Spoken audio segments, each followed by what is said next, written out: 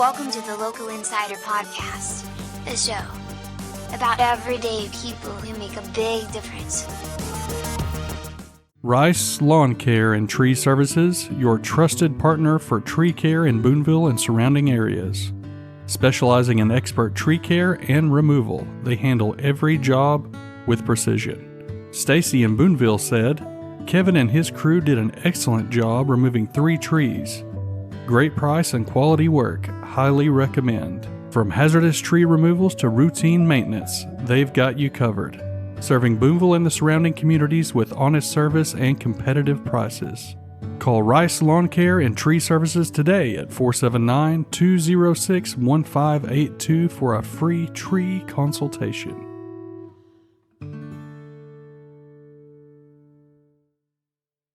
Bill Holbert, welcome to the show. Well, thank you. I appreciate you having me. We were talking out in the hallway there, talking about your. I normally like to start out with kind of your beginning of your story, where you were born and such. But you did mention that you lived in Belize for a while. Yeah, when we retired, we went down there back in 2012. It was, I can get to that story again if you want me to go. Sure. Yeah. Where were you born? I guess the question is, do you want the 5-minute version? Or, okay. So I'm a Texas boy. What part of Texas? I was born, you're from Texas? No, my wife is from Lubbock. Oh, okay. That's not that far from where I was born. I was born in the home of Friday Night Lights. Oh, wow. Odessa. Yeah, that's pretty close. And so that's not that far from Lubbock. And my dad was in the oil field supply business back in those days. And actually, my brother and I were both born in Odessa. And we moved to Midland when I was about 5. He hadn't been born yet, but he was born when I turned 7 at Midland. And then my dad was oil field supply, so the company transferred him to the Four Corners area at Durango, Colorado. Mm-hmm. So he had all the Four Corners area, and so we moved from Midland, Odessa to Durango. Are you familiar with Colorado much? I went to Pueblo when I was younger. My son now lives in Colorado Springs. Okay. So I'm familiar with the Four Corners and Durango. Okay. I've heard those names before. I've never been to Four Corners, but yeah, I know what you're. Yeah. So he had the Four Corners area plus Wyoming for this oil field supply outfit. And we were there. We moved there when I was 7, which was 1957. I was born in 1950 in Odessa. And so it's easy to figure out how old I am. And basically about 2 or 3 years after we got to Durango, they wanted to transfer him back to Amarillo. Mm-hmm. And he called a meeting at the table one night, and we sat there at the table and said, we don't want to go back to Texas. We love it here. And How many siblings did you have? Just my brother. Just your brother? Yeah. He's 6 years younger than me. He's living up in Idaho right now, around Lewiston area. And so we decided we were going back to Amarillo or to Texas at least at that time. Mm-hmm. And he took a job pumping gas for a while, and then he got on with the Bureau of Reclamation as a surveyor and eventually became what they call a construction inspector. And so I don't know if you know much about the Bureau of Reclamation, but they are the Corps of Engineers of the Western United States. Okay. Yeah, I'd never heard that term before. The Bureau builds all the big dams, Hoover Dam, Glen Canyon, Grand Coulee. Those are all reclamation dams. And then there's a slew, hundreds of small earth dams around the Western United States. But basically, the Corps handles the marine travel on rivers out in the West still. But we do all of the dams and the hydro plants out out in the Western United States and stuff like that. So I'll come back to the Bureau as I continue this, but eventually we were at Durango until I was 14. Oh, did you get us switched over to shelter insurance? Actually, I found a deal online. You did? Does your deal come with award-winning customer service? Oh, I'm not sure. Does the deal include a local agent? Doesn't actually say. Can we create a customized plan that fits our needs? Let's just call the local shelter agent. For insurance that fits just right, find a shelter agent near you. We're your shield. We're your shelter. Contact Baker's Shelter Insurance in Booneville at 479-675-2782. And at 14, Dad got another job. He was building a dam at Durango called Lemon. Mm-hmm. We moved to Basalt, Colorado, which is just 18 miles from Aspen. You probably know Aspen from all the skiing, you know. And this was in 1957, and Basalt's only 18 miles from Aspen. And so this was before it really became the big ski resort that it now is. Because in 60, they had the Olympics there. Oh, okay. The Winter Olympics. The Winter Olympics. So we were there just before that started to happen. And of course, after that happened, you know, I kind of got on the ski team and, you know, I did a little bit of skiing quite a bit. But anyway, so that went until I managed to stay in one place for my 4 years in high school there at Basalt. BHS, purple and gold. Really? That's crazy. Except we were the Longhorns. So, it was, you know, when we got here and realized, you know, the first football game we went to and everything, boy, the old mind just clicks away. You know? Yeah. So I graduated in June of 68, and Dad got another job. He finished the dam there at Rudi up at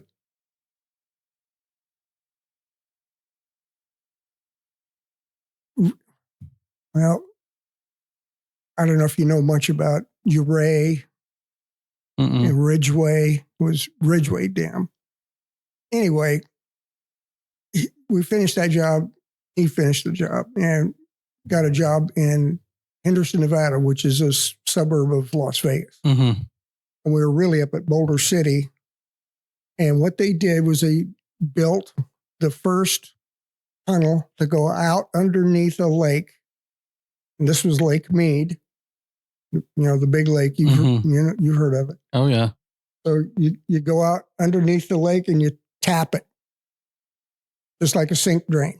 So you're going from the bottom side instead of siphoning off the top. Instead of siphoning off the top, you go down underneath it, you tap it, and then you pump that water up to a high point, and from there, gravity feeds all the way to North Las Vegas, and that's where they get their drinking water. Wow. It's off the bottom of Lake Mead. So I was at the age at that point where construction started to really sound attractive to me. And Dad always was hoping I'd become an engineer. So I started at college at what then was Nevada Southern University. In 71, it turned into UNLV, which most people know about. So I was there about 2 years, and Las Vegas is predominantly a hotel administration school. So I transferred up to Reno, to University of Nevada, Reno, which is the Wolfpack instead of the Rebels down at Las Vegas. And that's where the engineering school is. And that's one of their big deals is basically civil engineering up there. And so I've got a degree in civil engineering. And I managed to cram 4 years of college into 6 years because of that transfer and losing all that, you know. So anyway, I graduated college in 74. And my first job out of college was with Peter Kiewit. I don't know if you ever heard of them or not. They're a big, and when I hired on with them, they were the 20th largest construction company in America. And at the time, they were building a big 10-foot diameter, 6 mile long tunnel right underneath Austin, Texas, For what? for Wonder. a big sewer tunnel. Oh, okay. Okay. And they needed a new field engineer. And they figured I had done some surveying for the Forest Service during the summers while I was going to college down at Vegas, and then to Reno. So I have to try to remember. Like I said, I'm trying to stay in the 5-minute version. Sure. So that was your first big job? Was my first job out of college. In fact, there were about 18 of us in my graduation class, and 6 of us had jobs the day we graduated. But I managed to secure the highest paid job of everybody, and it was $13,000 a year. Wow. With in a college 1974. A graduate civil engineer today is almost a $50,000 to $60,000 a year job the day you start. So things have changed since 1974. $13,000 a year. $13,000 a year. Of course, I mean, a home would cost probably $30,000. A nice home, That's about right. Yeah. Yep. A new car's $3,000. Yep. They did. Things didn't go crazy in the real estate market until about 1978. So that was about 4 more years. Well, the farthest east I had ever been at that time was Omaha, which is the home where Peter Kiewit, that's their home base. And I had gone there for my interview. And that's the farthest east I'd ever been. Well, we finished that job up down at Austin, Texas, and they wanted to send the whole crew to downtown New York City. And I said, no, thanks. Been nice, you know? And so I decided, my dad suggested that, well, if you want to stay out here in the West, there's a place, you know, the Bureau is still hiring, you know, engineers.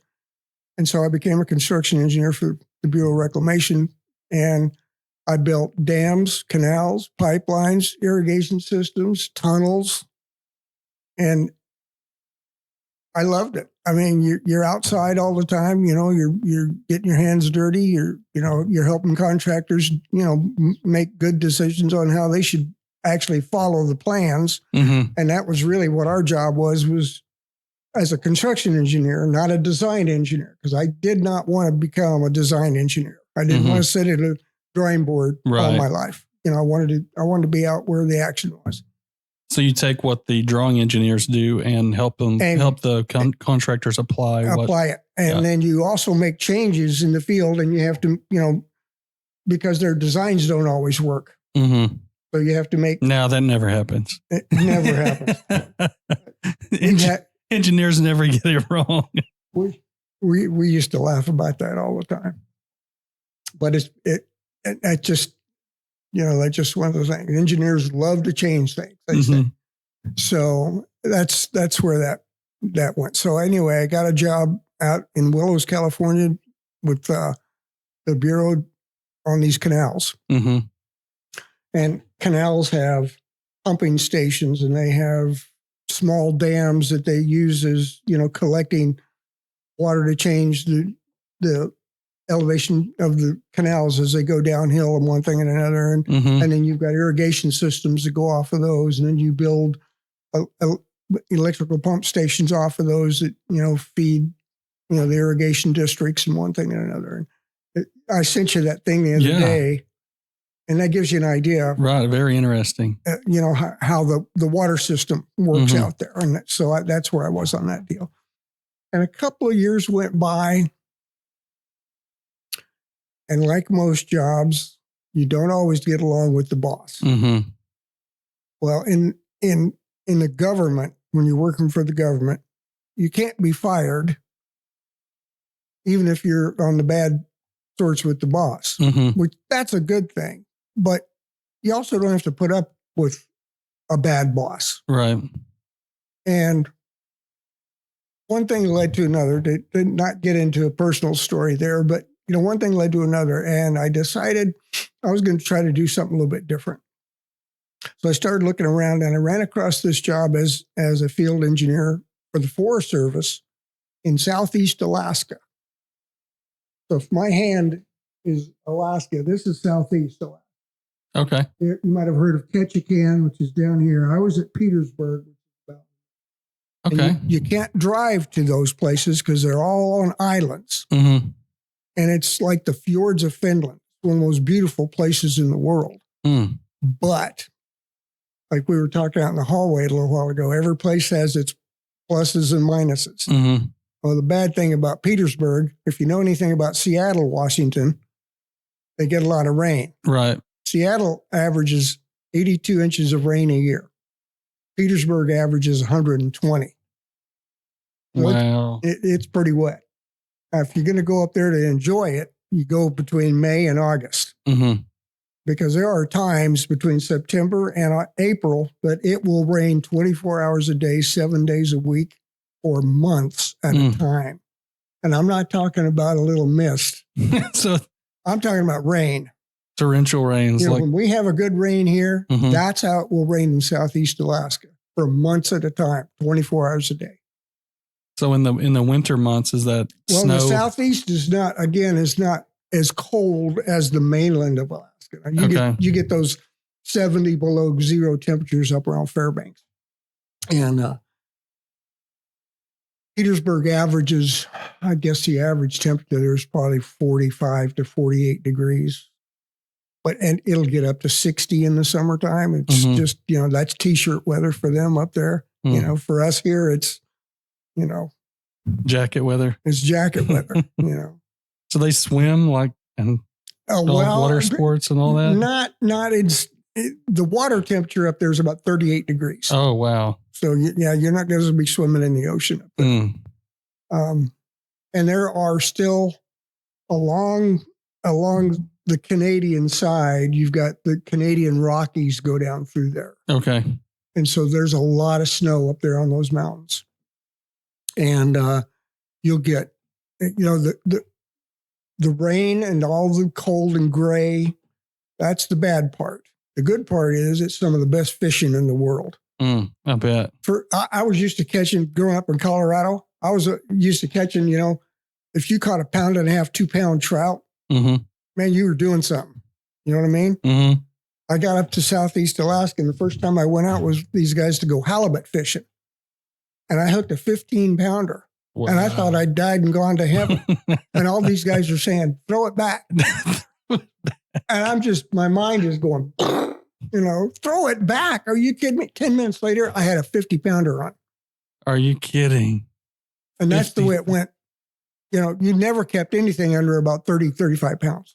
How do you even reel in a 50-pound Well, fish? you use a lot stronger gear than we use down here. I'll tell you that. No, you're not going to catch it on a You've got a Zebco. big thin reel. It's about like that with 60-pound test on it and a steel leader. Mm.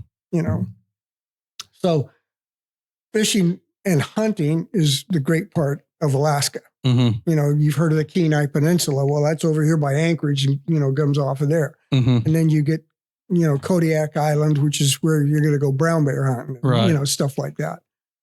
So I've, there are those same brown bear and moose and, great bighorn sheep and, Mhm. the whole schmear. You get some great hunting. You can go to the cliffs there on some of the islands and you'll see a good sized goat up on the side of the cliff. And, you'll shoot one and they just fall off the cliff down into the water and you just drag them out of the water and take them home and Wow. field dress them, when you So get how them big home. do they get? Those As big as this table, good grief. for good sized mountain sheep, stuff like that. I hear Now, halibut, if we go back to the fishing for a minute, Mhm. I caught the 50 pounds. The biggest one I ever caught was 75 pounds.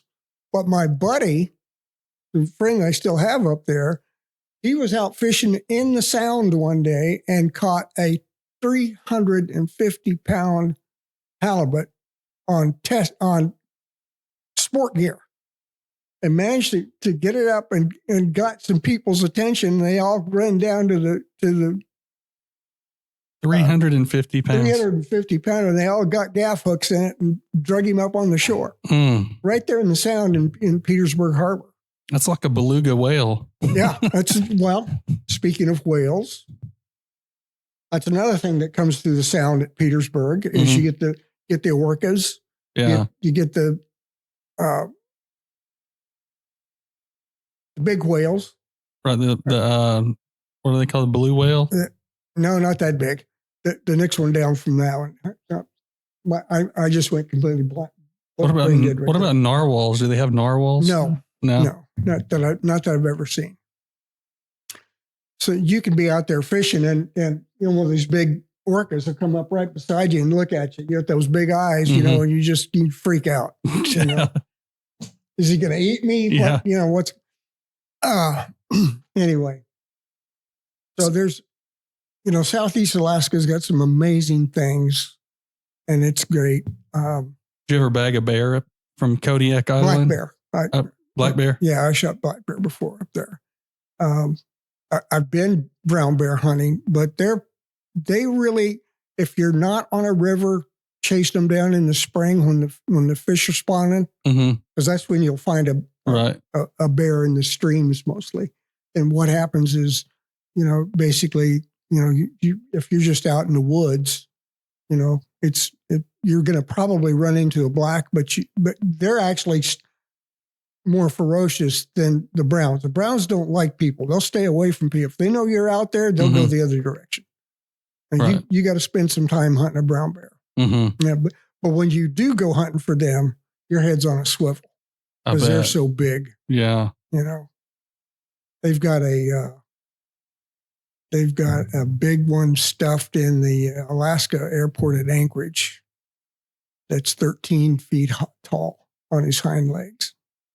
Good grief. I mean, and they've got him stuffed with his claws out and his teeth baring. And, when you're out in the woods and you run up against something like that, if you don't have a big weather bee, you're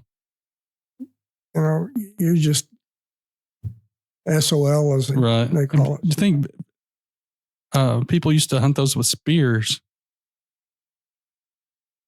Anything's possible.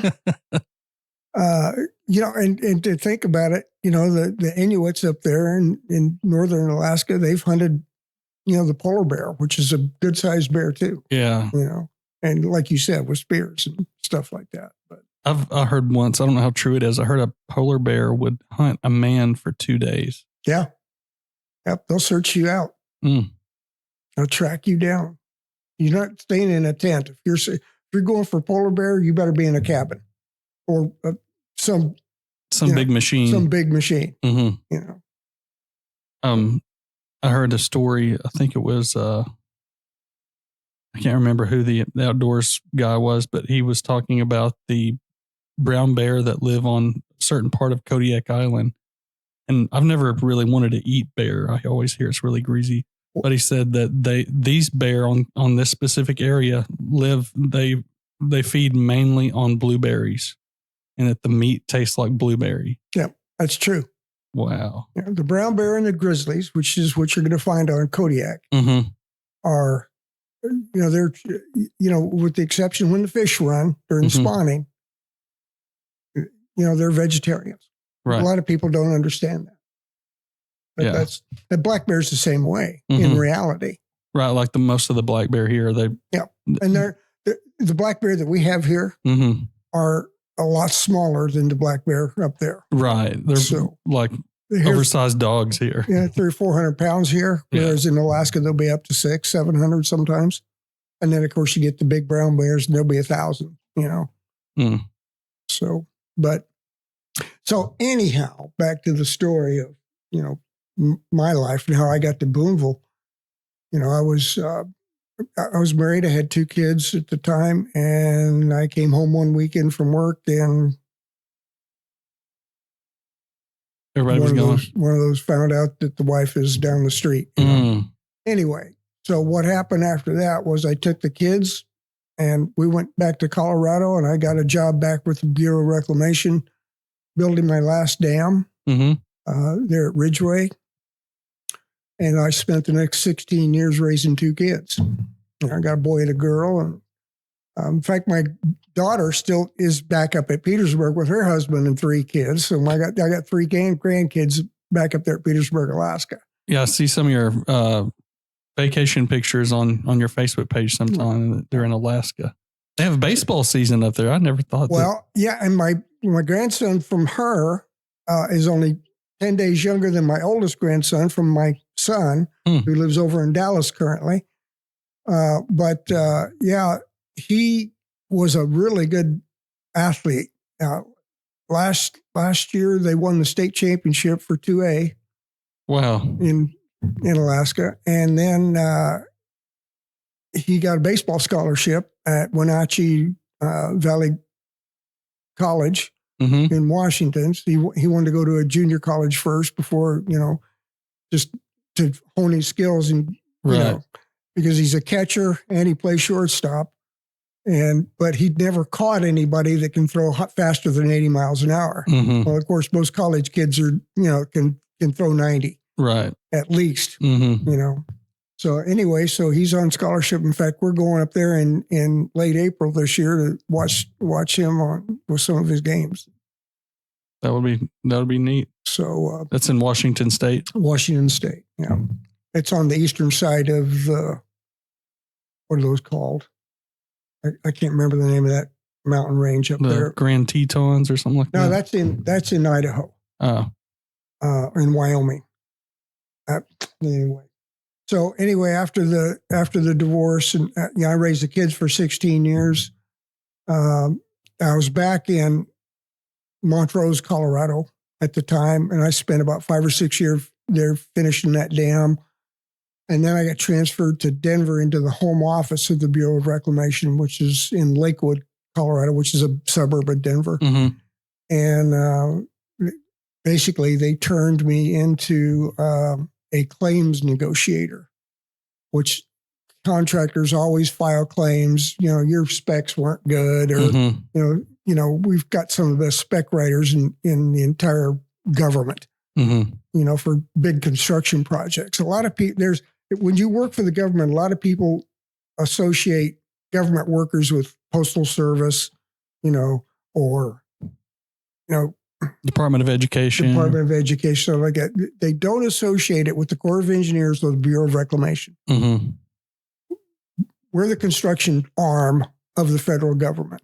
And so we don't have the problems with inefficiency that you have.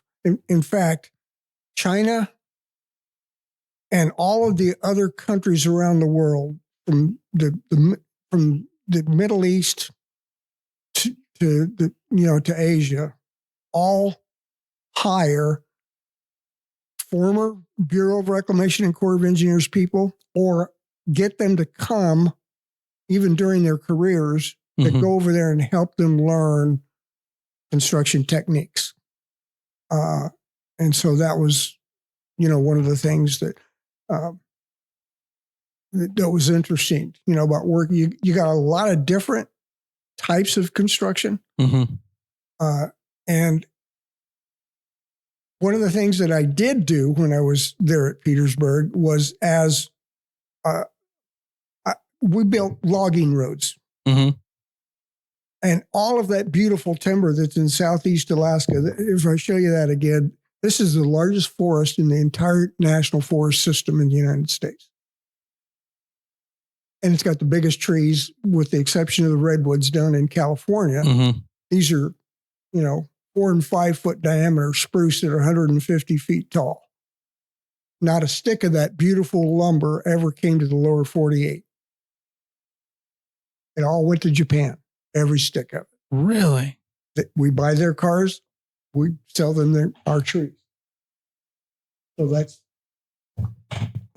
how that economic thing works. So anyway, I came back from there back to Colorado, to Montrose, and then went to Denver, and then turned into a claims negotiator and one thing and another. So that was kind of how I closed out my career. on the same campus there at Denver, there's also USGS.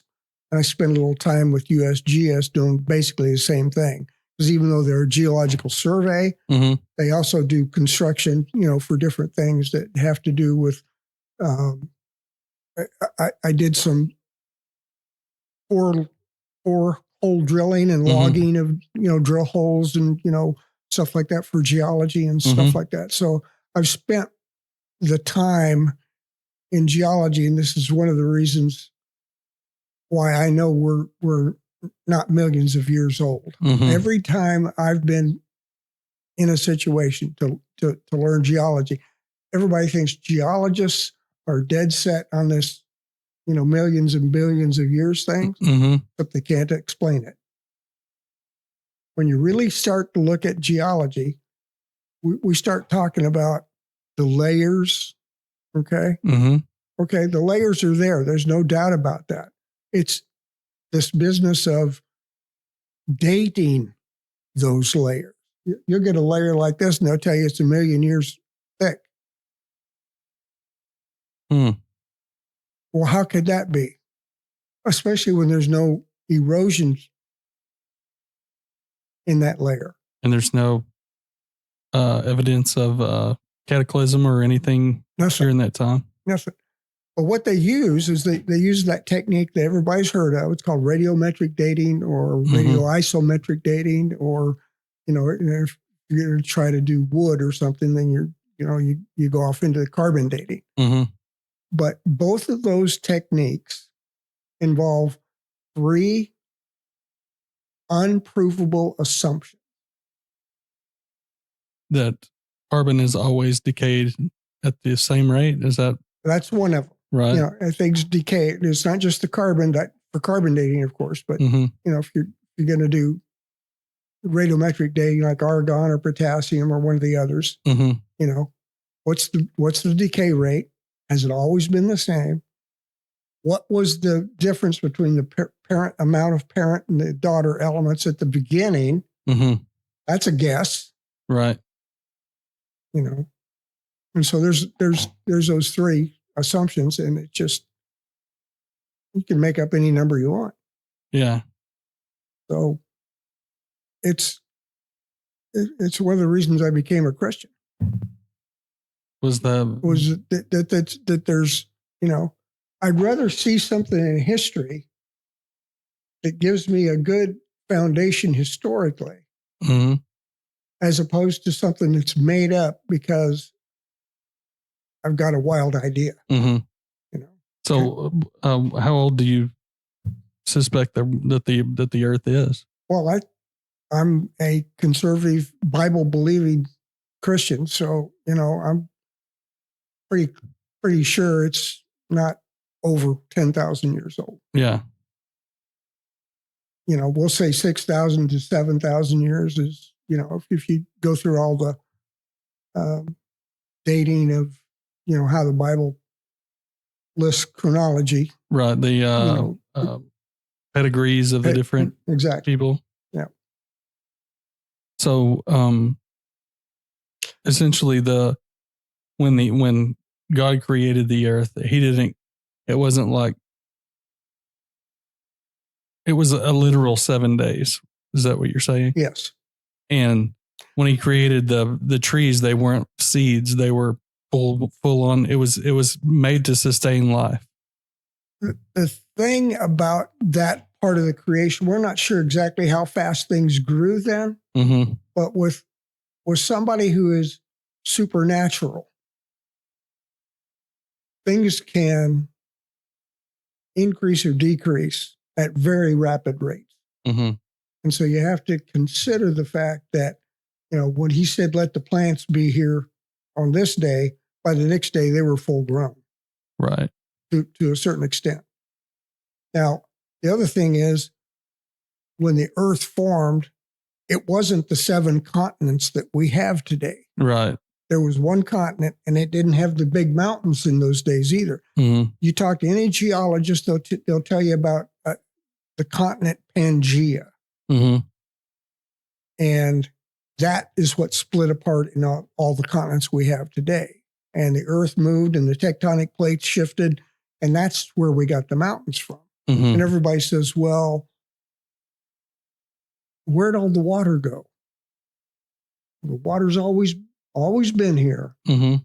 And now we know. 75% of the earth is water. And when the continent was flat, didn't take that much rain to cover the whole continent. I've heard that it didn't rain until the flood. That's right. That you'll never find it raining until the flood, till the flood happened. That it was, I guess, like a really heavy fog every morning or something. And You know the fog we get here? You wake up, everything's wet. Mhm. It's been completely no rain for several weeks, and yet you get up and your grass is wet in the morning. Right. They've recently discovered huge amounts of water trapped inside the earth also. Right. So that's another instance where science proves the Real, Bible. what I call real scientific discovery actually supports the Bible. Mm-hmm. But you have to be willing to understand what we're talking about, because we're not just saying just because the Bible says so. That's not how real Christians think. Mm-hmm. We use science just like everybody else. We don't hate science. We invented, Right. Came out of the churches and, universities came from churches. Yeah. That's, go back, do your history, which is going to cause you to have some consternation because you don't want to read that, Christians formed universities, Mm-hmm. kind of a thing. I wanted to go back to, I got myself to Montrose, Colorado, to over to Denver. Well, 16 years went by. My kids grew up. I started dating again. That's when I met Stacy in 98. We got married in 2000 down in the Cayman Islands. And we were there in Denver until 2012. And what had happened was Obama was the president at that time. And he got elected in 2008. In 2011, he laid a bunch of people off in the government and froze our salaries for 2010, 2011, and he said he's going to freeze it in 2012 also. Mm-hmm. Well, Stacy was not working directly for the Bureau of Reclamation, but she did work as a contractor as an IT specialist. She had a top security clearance because she dealt with making sure the internet wasn't getting hacked. Mm-hmm. Because the Chinese were even trying to hack the Bureau of Reclamation's computers to learn how different things that we did. And, she was in that group.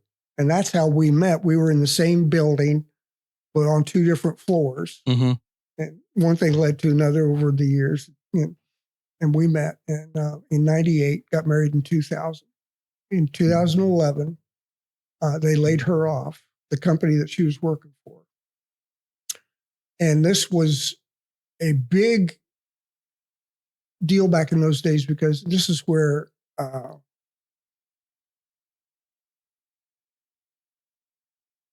hiring races and women. Affirmative action press. I was trying to think of the name of it. Thanks for that. And so this affirmative action thing, got the best of her. She was a white woman and didn't meet the quotas. Mm-hmm. So when I found out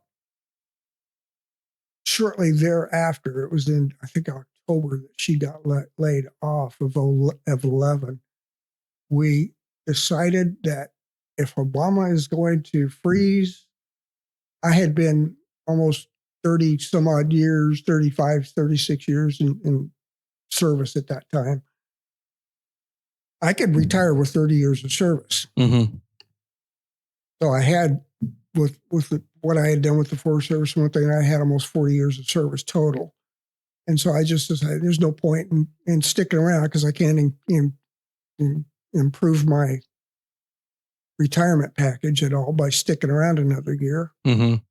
We had bought the property down in Belize with a partner down. We had this property that we had gotten down there with a partner. I wanted to go build her a water ski resort to manage. Mm-hmm. And we had about 5 or 6 investors at the time, and we needed about 3 or 4 more.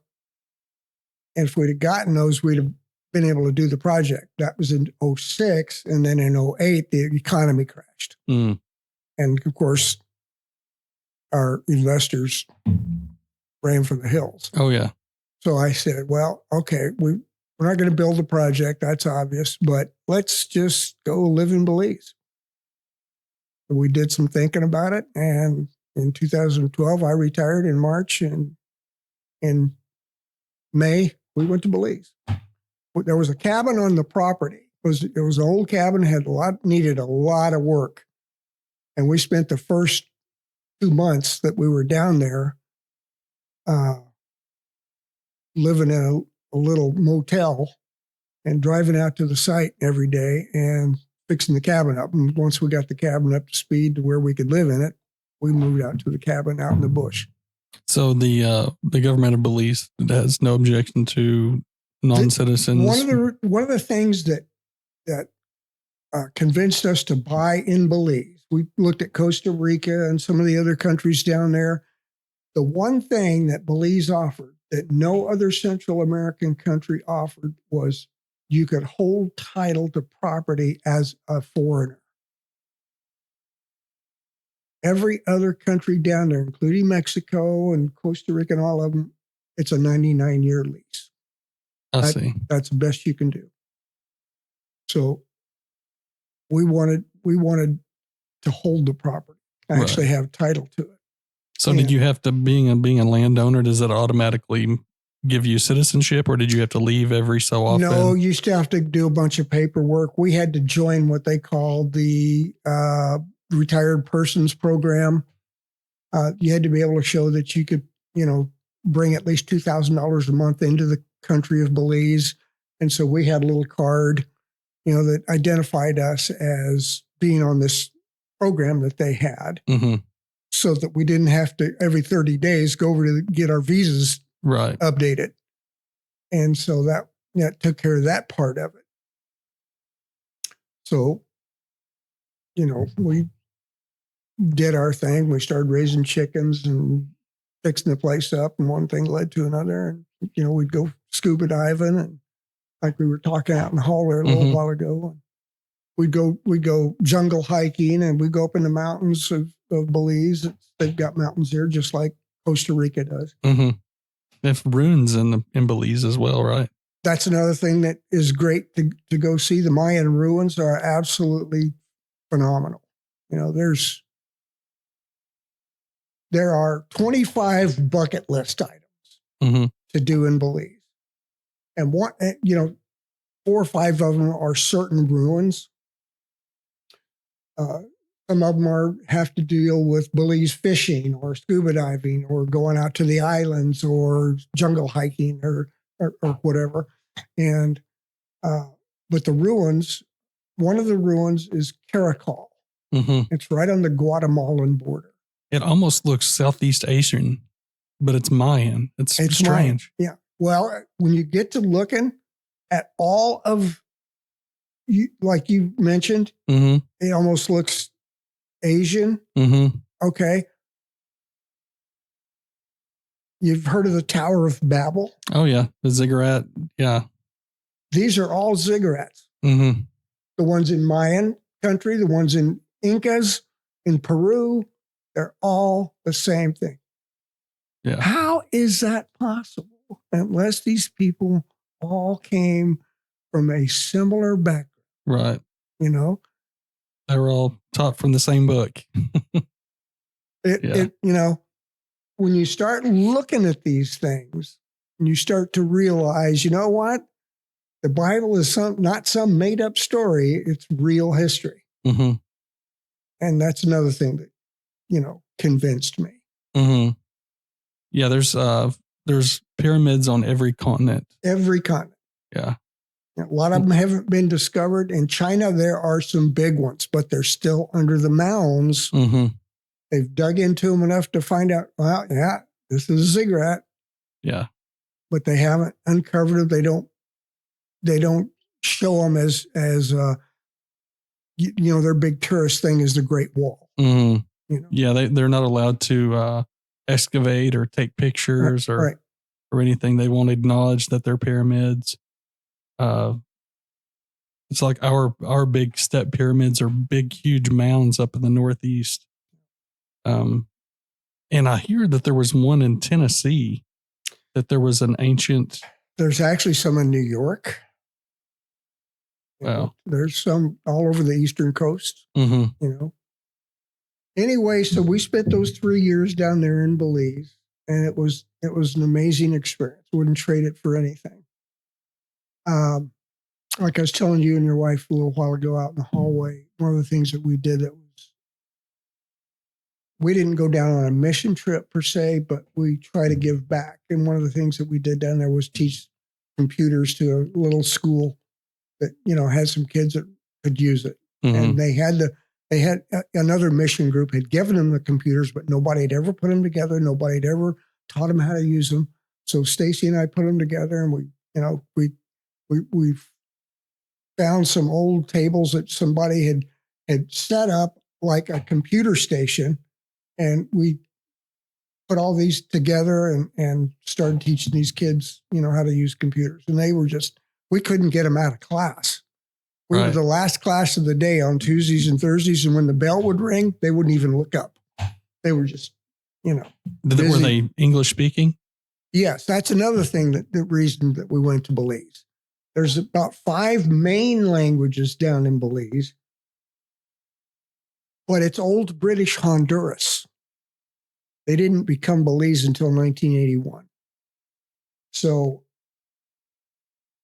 they knew English. Mm-hmm. They knew Spanish for obvious reasons. They knew Mayan for obvious reasons.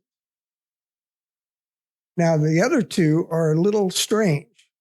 Mennonite, High German. Oh, from the Nazis in Argentina. Probably. Yeah. Or, I don't know if I never heard the story on how the Mennonites got into Belize, but they're just like our Amish and Mennonites up in Pennsylvania.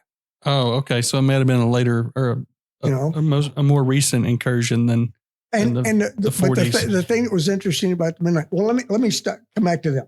And then the fifth one is there's a large Black population in Belize. It's mostly along the coast. And those are the African that spoke Garifuna. I've never heard that language. It's an interesting language. A lot of them speak not only Garifuna, but they speak what we call broken English. What is it down in Jamaica? What are they? I can't think of it. We'll come to it. Creole. Oh. Creole. Jamaican, it's kind of a Jamaican English, what they call Jamaican English. But Creole is it's a kind of a mix between English and Garifuna and, whatever. But not like the French Creole in Louisiana. It's not, it's similar. Mm-hmm. I don't want to say it's not like it completely, but yeah, it's similar. When we first went down there, we had a caretaker by the name of Michael, and he was really pretty much into Creole, but could speak enough English that we could understand each other. So it was, it took us about 2 or 3 months in order to really understand, what's he trying to tell us?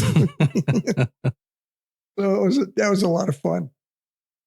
So what's the craziest thing that happened to you while you were in Belize? The craziest thing. Oh my. Well, okay. Here. When we were first going down there, and I mentioned earlier that we wanted to build water ski. Here in America, there are these water ski lakes. Mm-hmm. They're man-made. They're about 150 to 250 feet wide and about 2,300 to 2,600 feet long. And there's one boat and one skier on the water at a time. And this is how your National Water Ski Association, you've heard of slalom, maybe? Mm-hmm. Yeah. Okay, that's where slalom skiers and jumpers and trick skiers go to lakes like this. And 99% of them are private. We belong to one in Windsor, Colorado that was, they provided the boats. You bought into the club. It's like joining a golf. It's like joining a golf club. Yeah. This was a water ski club. Most people don't know this, but Stacy was a nationally ranked water skier. She's on the national podium twice. Wow. And I can show you pictures, but she was quite the water skier back in the day. So she could do all the tricks, or was it jumping or slalom? She was a slalom specialist. Yeah. She didn't jump and she didn't trick. She could trick, but she wasn't very good at it because her thing was slalom skiing. So she could get into 38 off, which is. What does that mean? You start it with a rope that's 75 feet long. And you start, what you have to do is they pull you through the course at a certain speed. You know, everybody has a minimum you have to start at and a maximum. Her maximum speed was 34 miles an hour. And she got good enough to where she never started anything less than that. And her line length, you know, you can start at 75 feet or 15 feet or, you know, or she got to the point where she started at 28 off during a run. But the way it works is the boat pulls you up and the boat goes right down through the middle of the course, and you have to go out and go around the buoys if you get to the other end without missing a buoy and you don't fall, they stop the boat, they shorten the rope, make it more difficult, and then they pull you back through the course. And the one who wins is the one who can get the most buoys. It's the only sport I know of that in the end, it's failure. So, but she wouldn't date me at first. When we first met, she wouldn't date me because I wasn't a water skier. And it took me about 1.5 to 2 years to figure out you still need a boat driver. Yeah. She had her own boat, but she always went to these clubs. And so she didn't, you know, but she had another place where she always took her boat and somebody else would drive it for her. So when I said, well, wait a minute, I can drive a water ski boat. And she looked at me like, no, you can't. A water ski boat driver is not just some guy hack that can go out here and drive a boat down to the buoys. You have to keep that boat. The buoys are about 3.5 feet apart. And the boat's got to go right between them. And as she pulls out, she's pulling on the pylon in the back of the boat and pulling pressure on that boat.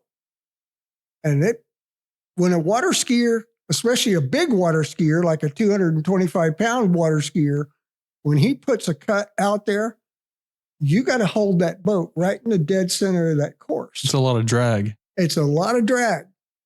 And the boat gets pulled down. And I actually learned with a stopwatch in my hand before they came up with what we call cruise control for water skiers.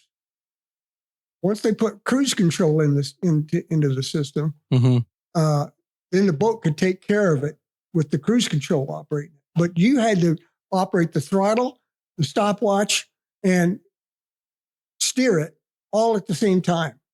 And that was a trick, let me tell you. And that's how I learned how to drive water ski boats for her. But once she saw that I could do it and I was not bad at it, because she still wasn't that good just yet. She was still improving at the time. That's all it took. It took me too long to figure it out. Sometimes I'm pretty slow. Anyway, so that's how that turned out. We got going with the water ski stuff, and we'd take video. Mm-hmm. I'd let somebody else pull her sometimes, and I would take video, and then we would go back and we'd study the video, and she would improve by watching herself and comparing it to the best water skiers at the time. And I'd put them side by side on the TV. It's like watching game film. It's like watching. It's exactly what it is. Yeah. It was game film. So we got her to the point where she won the regionals. She won the she tied at nationals for first place one year. This was in 2007, but she got beat in the runoff. Mm. But the gal that beat her almost never lost. She was that much better than your normal, what we used to call amateur athletes. She was like the Wayne Gretzky of water skiing. Yeah, she was the Wayne Gretzky of Michael Jordan of amateur water skiing. Yeah, there are professional water skiers, and those guys are one step higher than Stacy is. Mm-hmm. But as an amateur goes, she was in the top 5 nationally. For about 5 years. Wow. So when we came back from Belize, we couldn't do the project or anything like that. When we come back from Belize, we went home and hooked up our fifth wheel, which we were living in most of the time when we would come home from Belize, stay in our fifth wheel. We rented our house out in the Denver area. And came out here to visit her mother. Her mom's lived here in Booneville for about 35 years. So that's your connection to here. That's our connection here. Her mom and dad had lived here. Her dad had worked out at Cargill, was one of the managers out there, and her mom worked at Walmart. And a lot of people know Bud, and he passed away, but Bud Price. Really? Yeah. Yeah, I worked for Bud and Magnetics for a little while. Yeah. There you go. That was her dad. Wow. Small world. Yeah. You would just kind of pull that microphone toward you a little bit. Okay. Here we go. So I was getting away from it. So anyway, we came and we stayed with her a couple of weeks here, and we had our fifth wheel, and we decided, we're retired. We're home from Belize. Let's go on a trip. So we went on a road trip down to New Orleans and across the southern United States and down into Florida to West Palm and back up the East Coast. And, I think on that trip, we ended up at the Ark Encounter. Oh, and is that Kentucky? It's in Williamstown, Kentucky. Now, they weren't quite finished with it the very first time we went by it, but that was during that trip. But we saw it sitting there, and they were heavy in construction at that time. And that just blew me away, how big that thing is. Have you ever been up there? I've never seen it. You got to go see it. You guys got to plan a trip, take the kids, and you got to go see the Ark. It will blow your mind. So is it like a football, as big as a football? It's 510 feet long, which is a 20-inch cubit. Okay. You know a cubit. Right. Okay. Yeah. There are different measures of cubits, they're from a low of 18 inches to 23 for a long arm.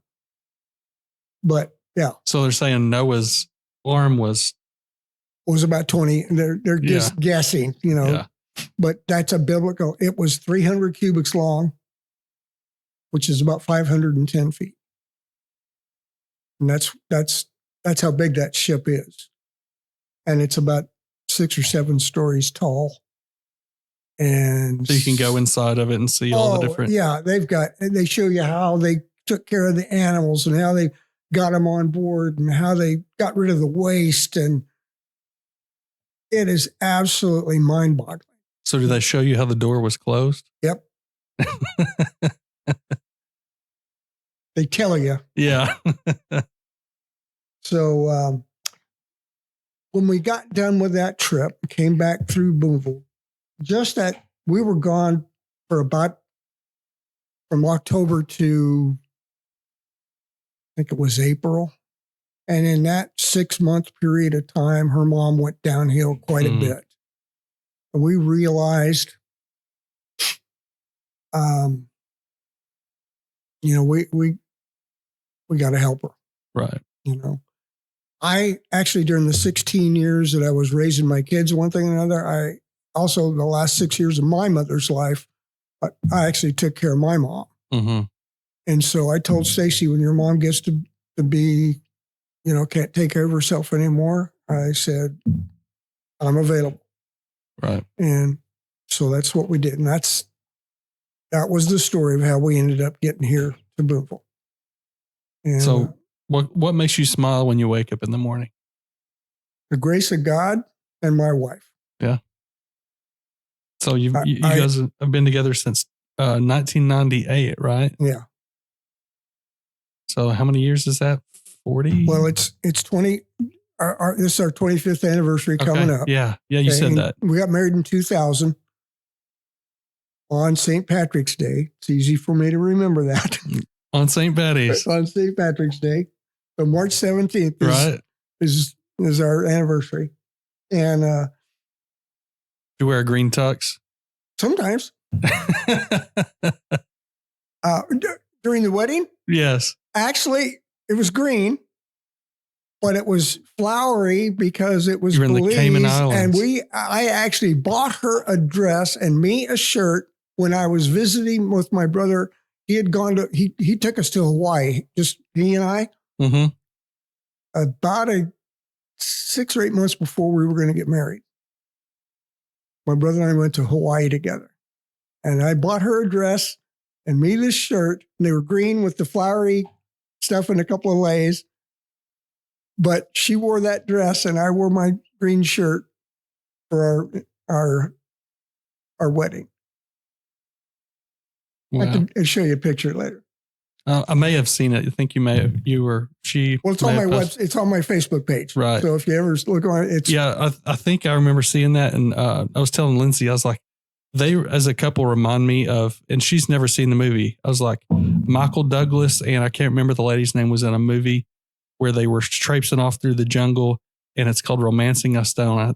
Romancing the Stone. I said, that's kind of the way the couple they remind me of, because they were on many adventures and across the.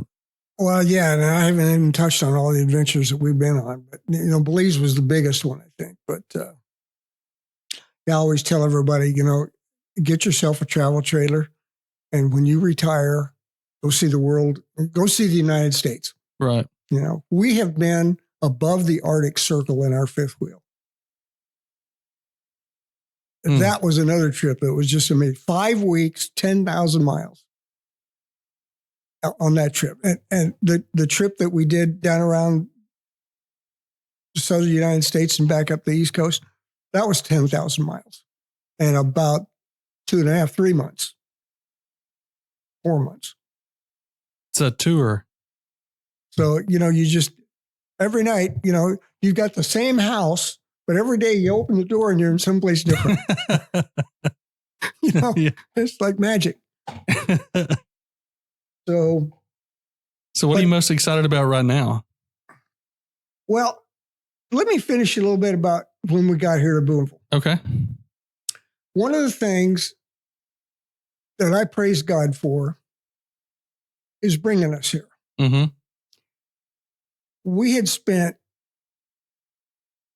20 years in Colorado. I grew up in Colorado predominantly.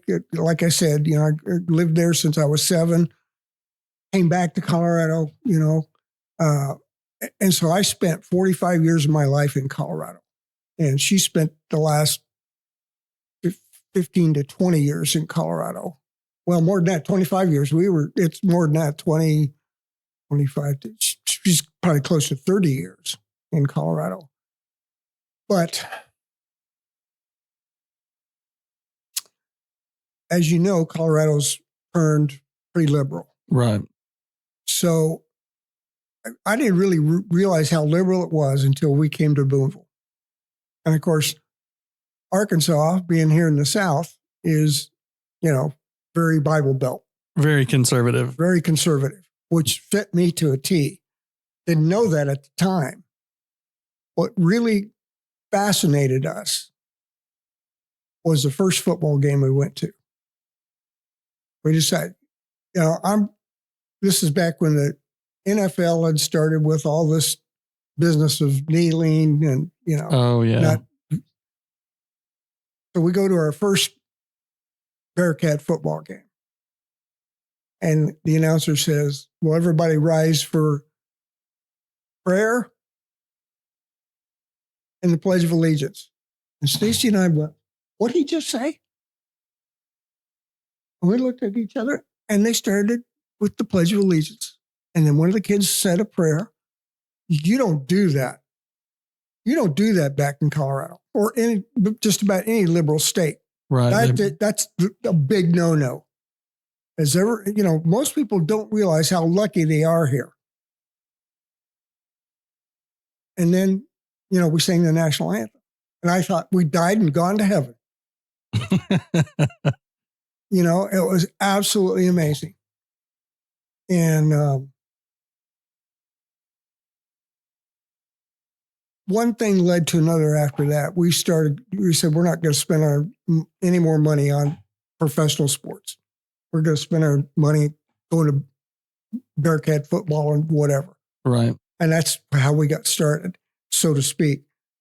Stacy is one of the most creative people I've ever met in my life. She's done pottery. She's done stained glass. She's done painting. She's done, just a number of things. When we were down in Belize, we took up photography. And that was one of the great things. We both, like to take pictures. Mm-hmm. So when we got here, she says to me one night, I want to start photo business. I said, were you talking landscape or what? No, I want to take pictures. I want portrait photography of some kind. But I want to be creative about it. And of course, if you've seen any of her pictures, you know what I'm talking about. We started in the dining room of the house. We would tear the dining room down, put up a backdrop. We didn't have people come over, mostly seniors, Mm-hmm. And that's how she got started. And it only took till that next May. This started in like October. And by May, we realized we can't do this in the dining room anymore. There's just not enough room, and it's a pain to have to tear everything down, right? Mm-hmm. So one thing led to another, and we ran into Shelley Boyard, and she had the building for sale down there, and she was willing to let it go at a really decent price as far as we were concerned. Mm-hmm. We bought it, and we turned it into the studio, and the rest is history, And we started going to games to give back to the community. Mm-hmm. Because that's what we do. Now every game you're both there taking pictures. So we this time of year we're taking basketball pictures. Mm-hmm. When the kids start running track, we don't go to nearly as many track games or basketball games as we do football. We try to go to all the football games because we're both really into football. But right. That's so. How did you guys get into like the photo art part of it, where, you can have a basketball player and he's got a basketball that's on fire and one that's all Photoshop.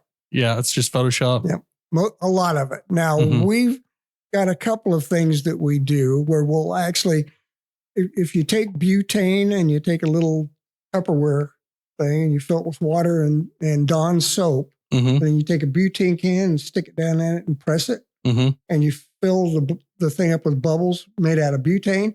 And you take those butane, a scoop of those bubbles, and put it on a basketball and light it on fire. It'll go. And it doesn't burn you, and it won't hurt the basketball. But it's a flash fire like that. And she'll take the picture with the flash fire. So some of those are done that way. Mm-hmm. And the kids love it. And then the light painting and all that. And the car light painting and all the different kinds of things. She just, she studies it. She sees what other people are doing. She must follow 15 different other photographers. Light painting we learned up in Wisconsin. Went to a guy's shop that does it up there. Now, some of these people they're professional to the point, and they live in communities big enough that they make gobs of money doing this. What she does, people don't understand how much work is involved.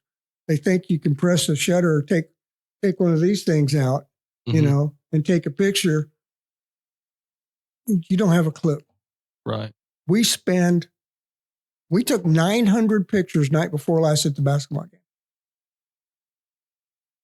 And we'll edit that down to anywhere from 150 to 400 pictures that we post.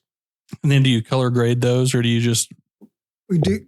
When I say edit, not only do we crop it, but we make sure the lighting is as close to perfect as you can get it. Photoshop lighting or Lightroom.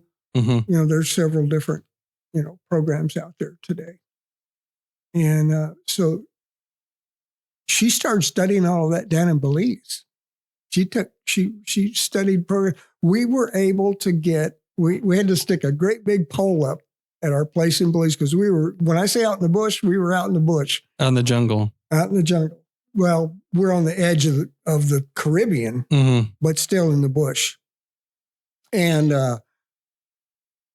put an antenna that would pull in a satellite, and eventually we got HughesNet down there. That's a whole story, but terrible latency. It's terrible latency. So that's how that's how she learned Photoshop and got into Lightroom and all that kind of stuff. But we will spend 6 to 10 hours after the shutter work's done editing all these photographs. Lots of work.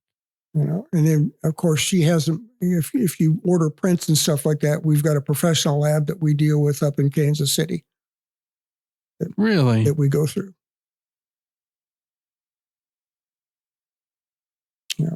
It's when you set your mind to want to do something, right. She's one of those perfectionist minds.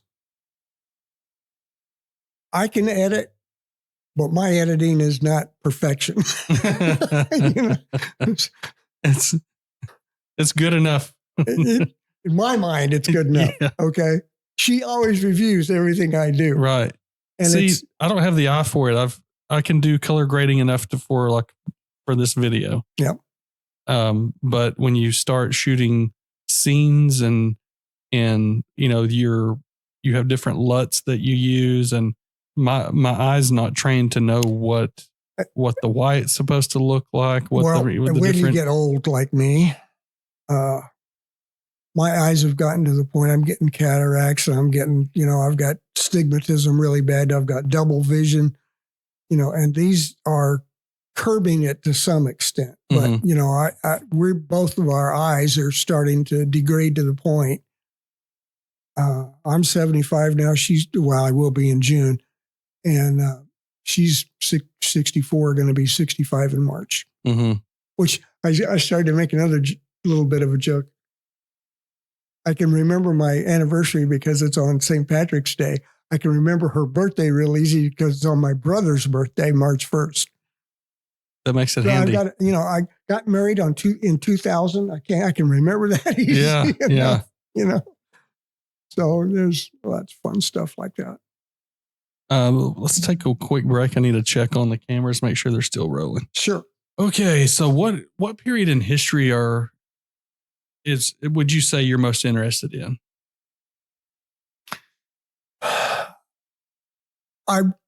It took me till I got older to really appreciate history. And they don't teach world history and American history the way they did when I was a kid growing up.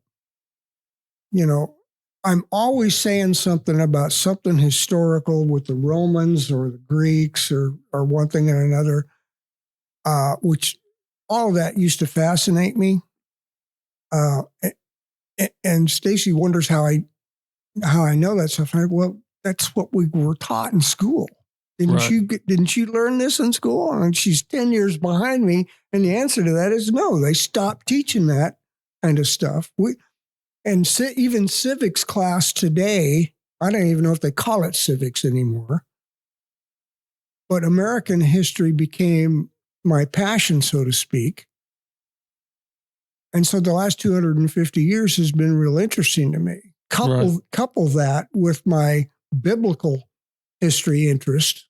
Those are the two things that I mean, I can go for the full gamut, the last 3,000 years, or I can, I love Civil War type stuff, right? And I like to follow the maps and where the armies went, and stuff like that. It fascinates me. A lot of people just don't comprehend that if you don't know your history, you can't judge where you're headed. Right. They say history doesn't repeat, but it rhymes. I forget who said that. Yeah. I mean, there's lots of things in history, especially biblical history,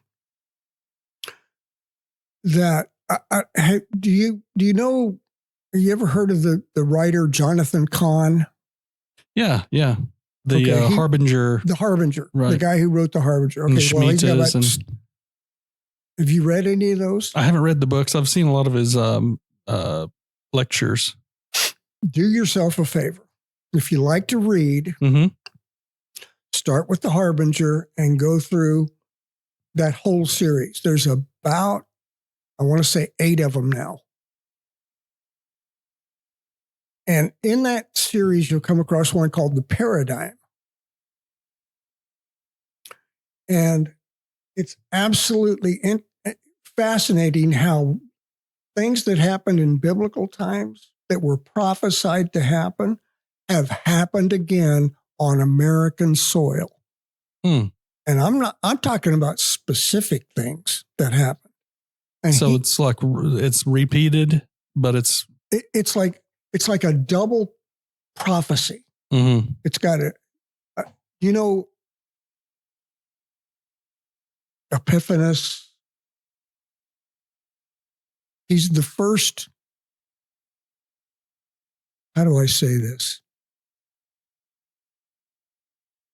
I'm trying to remember the actual wording of it, but we've heard of the Antichrist. Right. Well, there was a forerunner to the Antichrist, and that was this Epiphanes guy back about 163 BC that sacrificed a pig on the altar in the temple. In the Jewish temple. In the Jewish temple. And a lot of people think that was the Antichrist. That was the abomination of desolation. The abomination of desolation. Okay. But this other one is going to happen. This was the forerunner. Well, there's lots of things like that happened, including Donald Trump. Back in the day, there was a Jewish king that virtually had a similar circumstances that Donald Trump has had to go through. Really? And Donald Trump this was the forerunner. Trump is the second part of the prophecy. So is he trying to say that Trump is the Antichrist? No. Okay. The previous one, the forerunner, was a good guy. Okay. He was one of the few good kings that Israel had, because there are very few of them. Right. Okay. And he had to go up against, of all people, a previous king's wife, who we know as Jezebel. Okay. His name was Jehu. Okay. And Ahab was her husband king. Okay. He was Bill. That's the forerunner to Bill Clinton. And Jezebel is the forerunner to Monica Lewinsky. Hillary Clinton. Hillary. No. Jehu had to go through Jezebel to get things done. He ended up, she actually got killed. And Hillary Hillary spent the same amount of time in politics that Jezebel did. Ahab spent the same amount of time in politics as Bill Clinton did. Almost to the day. That is very interesting. And Jonathan Cahn has he's traced all of that stuff down, and it's biblical. I've looked it all up. So did Jezebel run for some type of office and was beat by? Well, she was like a co-regent with Ahab. Mm-hmm. And so that's where, all this stuff, you start, Hillary was the co-regent to Bill. And she tried to, she tried to fight Trump and lost. And that's why Trump actually became. In his first term, yeah. In his first term. Well, and it's absolutely amazing. So there was another thing, just to give you an example on these paradigms. Somebody prophesied that Israel would become a desolate nation after they were removed and scattered all over the world. Israel as a country disappeared and became a desolate country. And there was a prophecy that it was going to become desolate, but somebody was going to notice that way in the future. And then somebody was going to come and rebuild Jerusalem way in the future. So they were prophesying like the Balfour. Well, that's part of agreement. it too. But Mark Twain came out back in the late 1890s, something like that.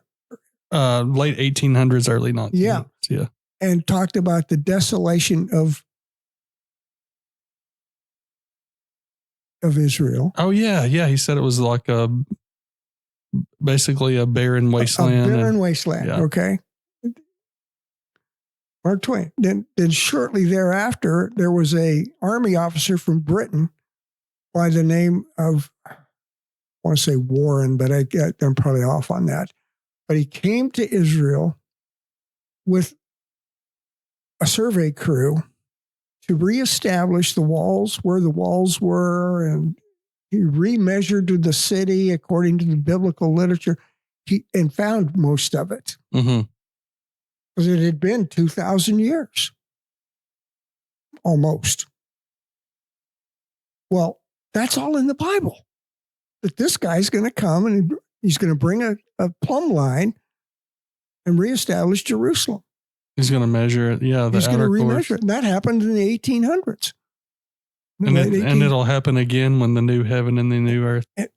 Yeah, I've heard it. It's like a wheel within a wheel within a wheel. It's like expounding prophecies or have so many.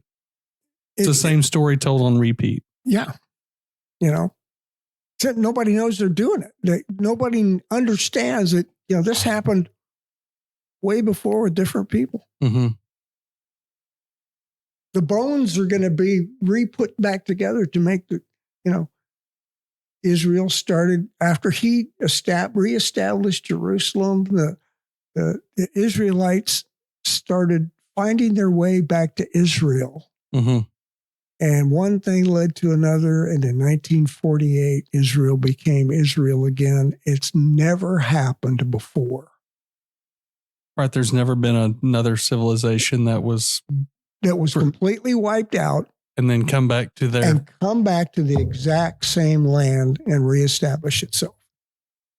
And when people start putting these things together and realizing there's more to Israel than meets the eye, these things aren't just happening. There's only one way this could happen to this degree, and it's by God's grace. Right. And people don't follow that. But you read these books, and there you compare what was said then and what is happening now.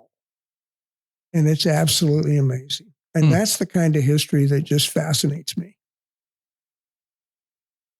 Yeah, that is pretty fascinating. And the book's called Paradigm.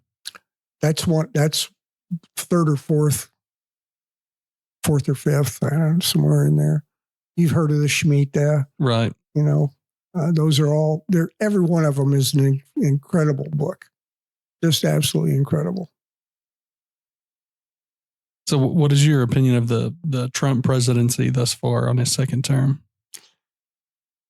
I grew up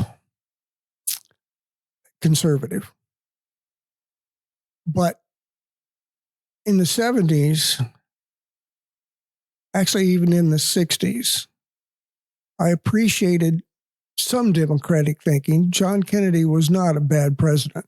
Mm-hmm. I can tell you exactly where I was standing the day we found out he was assassinated. But I became an independent because I like to think independently. I like to, and then there were times when I would vote for who I thought was the best. Mm-hmm. I would not have given you any hope for Donald Trump to beat Hillary Clinton. And I wasn't a gung-ho Trumper.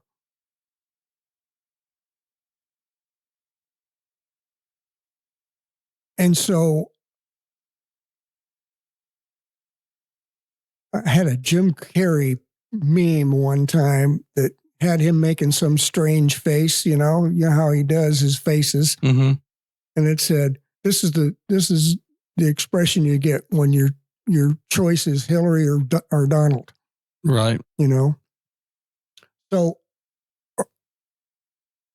until I saw him operate, I didn't really care for his mannerisms or his speech, so to speak. Right. But his policies were hard to negate because things started improving in this country. And I've always told people, stop worrying about the color of his hair or, that he's a billionaire. I go, look at his policies and tell me that you're not better off now than you were then. Right. And if people would stop being Democrats or Republicans and just look at who's doing me the best job as my, do our politicians help us, Americans? Rarely. What are they out there for? Their own glory. Right. To make $1 billion. I've got virtually no use for most of our politicians. And I don't consider Trump a politician. I consider him a guy who knows how to run a business successfully, and he's trying to do the same thing with America. And the first time he did it 4 years ago is kind of hard when you go back and if you're honest, you go back and you look at what happened. He's going to try to do that again, only even better. Right. This time he doesn't have to worry about getting reelected. So he's kind of... Reelection is not going to be a part of it. Mm-hmm. Being able to get it done and get... The biggest problem I see right now are the Democrats and the rhinos. Yeah. If he can get the rhinos on board, because he's got the numbers then, I think he can get a lot done. So what do you think about him saying that he's going to abolish the income tax? Do you think that will happen? You stop and you think about that a little bit, and you have to say to yourself, We ran this country for a lot of years Over 100 years. with no income tax. Mm-hmm. The people kept their money. We fought. We fought the King of England over this. Yeah, we fought issue. 2 world wars and one with Right. no income tax. Right. So what are you going to do with that? Are you just going to poo-poo it away? Because you're mad because of, Yeah, that's you come on, people. Let's talk logical, common sense, and watch the policies and what they do. the truth is that if we continue down the road we're on, the dollar's not going to be worth anything anyway. Nope. So, and he knows that. So essentially what the income tax, a lot of people say, well, that's how we build our roads and our bridges. And that's not what the unapportioned federal income tax on a person's hourly wage does. The only thing that tax goes for mainly is to pay the interest on the debt that we borrowed from the Federal Reserve to print the money. You have to not let your political self make your decisions for you. Mm-hmm. You have to think. A lot of people aren't willing to do that. But if you'll think about what's going on and you compare that with what did happen, Mm-hmm. there's only one conclusion you can come to. Now, what's going to happen tomorrow, Monday? He put the tariffs on Canada and Mexico yesterday. Right. Monday, watch the stock market crash, or at least take a dip. Right. Crypto's taking a bath right now. Yeah. Are you into crypto at all? Yeah. I got into it in early January before the crypto split. Yeah. And I'm up 100%. I've already doubled my money. Mm-hmm. Even with this dip that's going to, has already happened, I'm Right. still up roughly 100%. I was up as high as about 140%, and I'm just sitting back here waiting. There's one in particular that I'm hoping goes crazy, and that's XRP. I don't know if you're following it. Yeah, but the XRP is kind of the one I think a lot of people are hoping. if that does what they're saying it's capable of doing, and they haven't been wrong yet, it's just a matter of the timing, then could be very interesting in 3 or 4 years if we make it that far. We're not raptured. To me, the crypto is a lot like precious metals in my mind. I think of Bitcoin as gold because, it's really hard to come up with $100,000 to buy one Bitcoin, or whatever it is now. Yeah. But 98. XRP is kind of like silver. Well, it's what is it, like $1.29 right now or something? Oh no, it's $129. Is that what it is? Which one? XRP? XRP is currently around 280, I think. Yeah. It might even be down to 250 by the time we get done with this interview.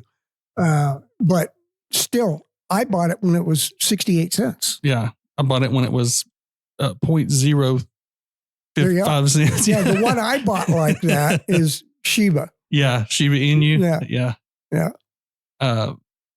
But yeah, it's interesting to me. It's kind of a hedge against fiat currency. Yeah. Is it's the same thing with precious metals.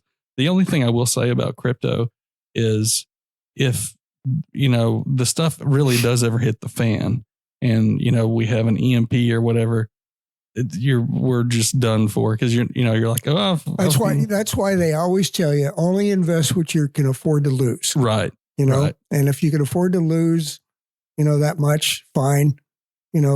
Have you really lost anything? Mm-hmm. And of course, there's a lot of people that don't want to see crypto, simply because it's a new monetary system that you'd have to learn. And it's really, excuse me, but do you use Cash App or Venmo or PayPal? Same. It's the same idea. Yeah. Except you own it. Right. And you instead of using digital dollars, you're using digital Bitcoin or XRP Exactly. or stellar lumens, or there's a jillion of them. It's not that tough to learn what it's all about. Mm-hmm. There's lots of videos. There's an outfit out there called the Coin Bureau. Mm-hmm. I don't know if you've heard of them, so I'm sure you have. They've got great videos to teach you what crypto is all about and what to take, what to think of, and all these different things. So, it's pretty interesting to follow it. And, and currently, we're in a dip, but the stock market takes dips. If you day trade, which I've done, you can take a beating today and get it all back plus tomorrow. Or if you're paying attention. Right. Or you can just pay attention to Quiver Quant and see what Nancy Pelosi's doing and match what she does. Exactly. You make out great. Exactly. Yeah. Which, bringing her up, how many of our politicians are getting inside information? I would say as many that want. I don't think there's a single one that's not on the take for something. Yeah. It didn't used to be that way, but it is now.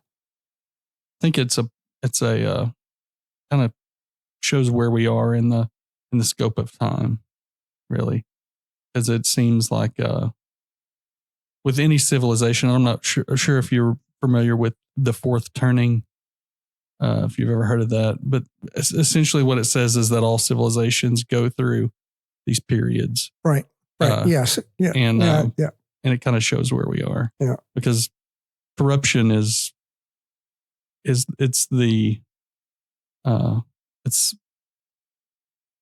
more commonplace than finding somebody that's ethically pure is rare. With finding a Ron Paul or somebody that hasn't been on the take for something. Well, talk about ethical purity.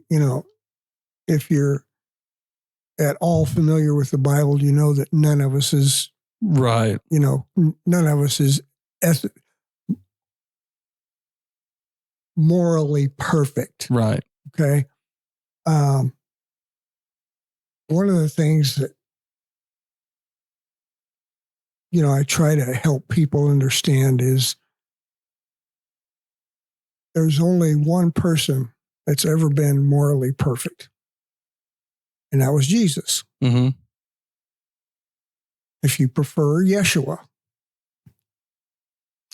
And to have to look at yourself in the mirror and ask yourself, am I really morally perfect? If you're going to be honest with yourself, you're not. Right. So, but you think to yourself, well, if there is a heaven, I feel like I deserve to be there. Well, why do you think that? Well, because I've tried to do more good than bad. Well, try to get away with that in the court of law. If you kill somebody, but only one, but you say to, the judge says, I'm getting ready to sentence you for your crimes against humanity. Well, judge, I've been good. Look at all this good stuff I've done. Well, you've done a lot of good stuff, and that's all well and fine, but we're not here for that. We're here for the one thing that you did wrong. Right. The one thing, which was heinous. And I'm going to judge you for that thing. And people don't want that. Right. I don't want to be judged for the things I've done wrong. I want you to forget that. I want you to, can a judge do that? Can a judge just say, well, okay, I believe you. I think you'll be good from now on. You can't do that. No. Not if he's a good judge. One of the things I get a kick out of with atheists, they're mad at God because he doesn't cure evil overnight. But he did cure evil several times. And you don't like that either. Right. So You can't have it both ways. It's a hard thing for a lot of us to come to grips with. Yeah. No doubt. So, Well, we're at let's see, almost 2 hours. you've got a lot of editing to do. I don't want to let you go without asking you. I'm not sure if you're familiar with what the term Nephilim is in the Genesis 6. So do you take the fallen angel route, path, or do you say they're the sons of Seth? That's one I'm on the fence with. Mm-hmm. Both of those ideas have interesting explanations. Fallen angels, I think I probably lean that direction. Mm-hmm. Because as we know, Satan is a fallen angel. Right. And it wouldn't surprise me one bit that's what fallen angels do. Right. You know? So maybe they were both. Yeah. Maybe next time you come on, we'll do a deep dive on that. Okay. Thanks for coming on, Bill. Appreciate you. Thank you, brother.